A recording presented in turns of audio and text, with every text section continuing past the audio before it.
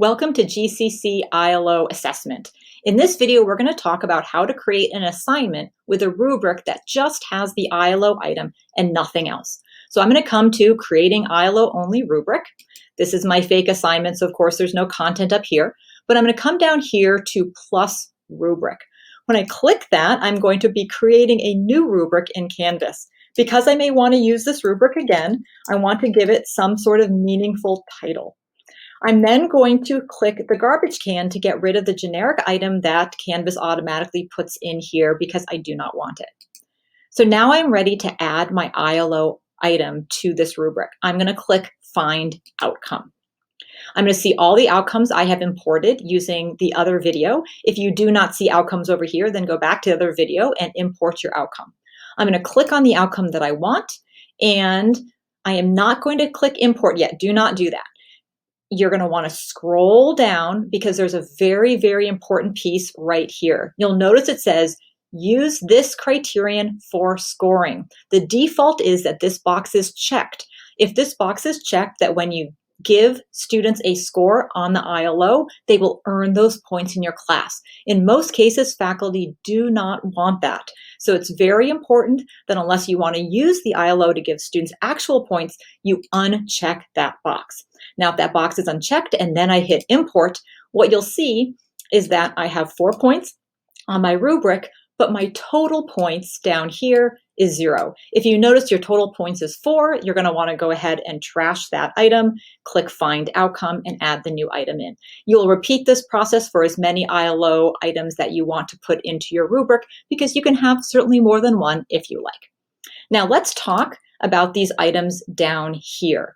So basically, a bunch of them we do not want you to check. So this one, all right, free-form comments. This can be great if you are scoring students on a rubric. It is not good for ILOs. It gets rid of all the boxes we need you to check. So do not check that one, leave that one blank. Now, remove points from rubric. If I click that, first of all, notice it says 4, 3, 2, 1, 0. If I click that, you'll notice the 4, 3, 2, 1, 0 disappear. They also disappear from the data set, and we have to regenerate them using the verbal labels. Please, please, please do not click that button. Now, this next one, we'll talk later, maybe in another video about the Learning Outcome Mastery Gradebook, so leave that one blank. This one, use this assignment or use this rubric for assignment grading. If you check this, then you will be scoring students using this rubric.